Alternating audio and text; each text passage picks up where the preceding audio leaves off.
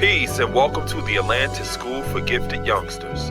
Thanks for watching and subscribing to our channel. You got to invite a vampire in your house. You know, certain things you have to invite. That is not going to have permission in order to just come into your life like that. You got to order it. You know what I mean? And sometimes we do that. Sometimes we order some shit that we ain't really want. And sometimes we may not have the capacity to be able to deal with that. And that's, yeah, true indeed, summon it. Sometimes we be summoning niggas. Yo, I summoned some women before. I'm for real, man. And I almost got turned out. No, I'm serious. I was telling somebody that the other day. So, when we get to the 39th degree, tell us, would you hope to live to see the day the gods take the devil into hell in the very near future? One of the important parts of that lesson is, in your own good time, take the devil off your planet. So these devils that we've been talking about, or this adversity that we've been talking about, people have to deal with that in their own good time. Good time. Some people, they say that they're dealing with it in their own time, but it ain't good time. They're not really invested because they like it a little bit too much. It's still good to them. So in understanding that, it's important not to be as judgmental as we could be, just simply because everybody's where they're at in their process. And I'm not saying in their growth and development, because some people are not interested in growth or development. It's just a process. Wherever they're at in their process, you have to assess whether that time that they're invested in that process is good, and if they're really striving to take the devil off their planet, or they're really striving to get a handle on the different type of challenges that they're dealing with.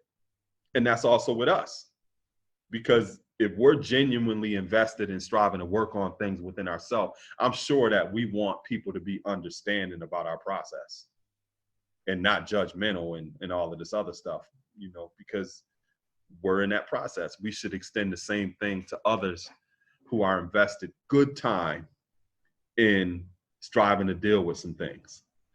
If you see that it's not good time, then don't waste your time.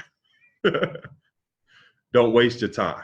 Just respect that, hey, that's where they at or whatever, and don't get yourself too invested in that, because they not even invested in it like that.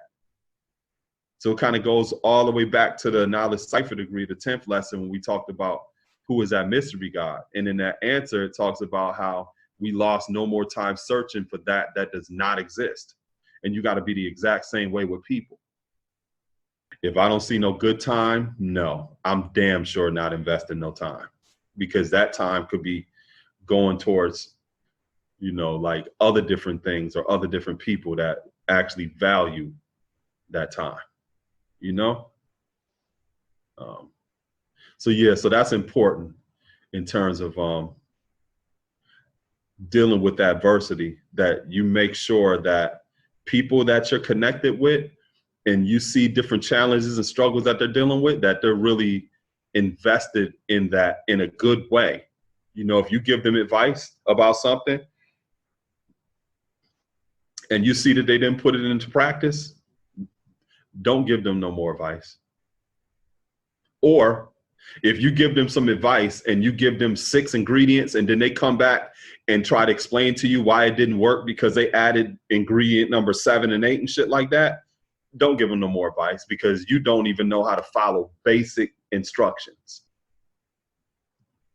They're not interested in that. Sometimes people will ask you for advice so that they can figure out a right way to continue doing wrong.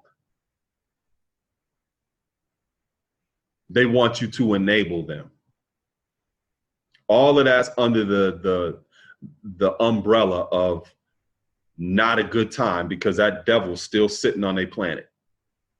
And some people is not invested in that. And that's also why it says, yes, I fast and pray, because fasting and prayer and And I'm talking about prayer in the sense of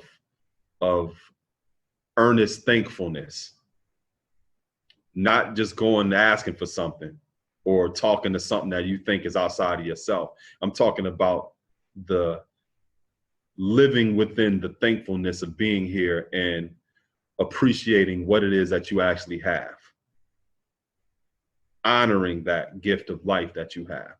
Fasting is dealing with more of a sense of discipline and being able to master a lot of your urges and your appetite. That's what we talked about before. Those two things helps build your constitution or your integrity when it comes to being able to take certain things off your planet.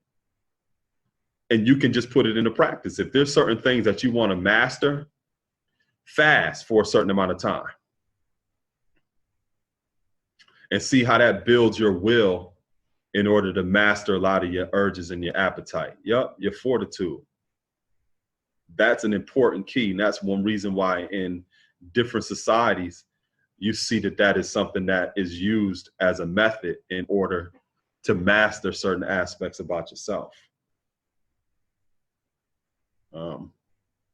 The Culture Cipher degree, it says, what is the reward that you hope to receive in regard to the destructions of the devil's civilization?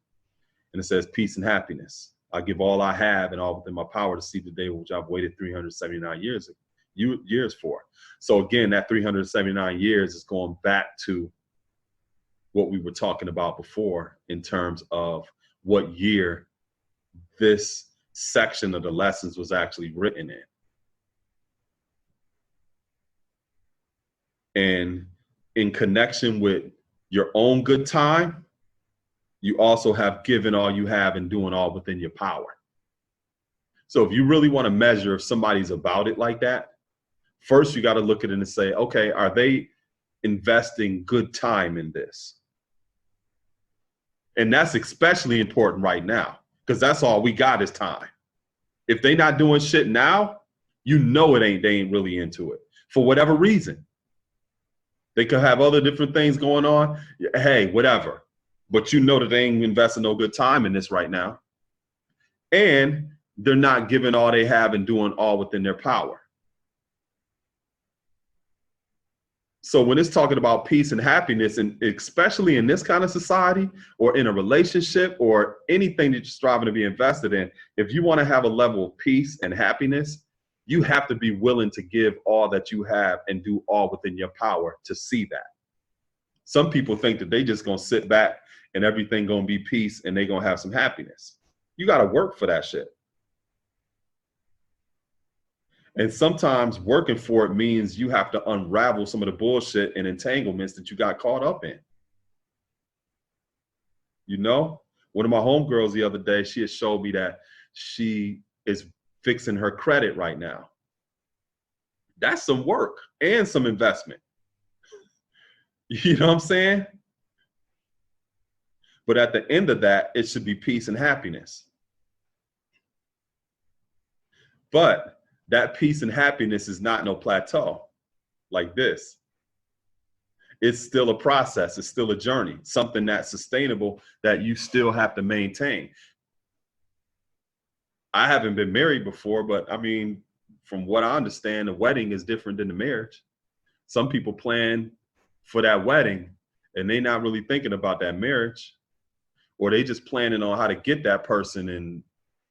And once they get in that seat, they'd be like, yo, this shit is too much. You know what I mean?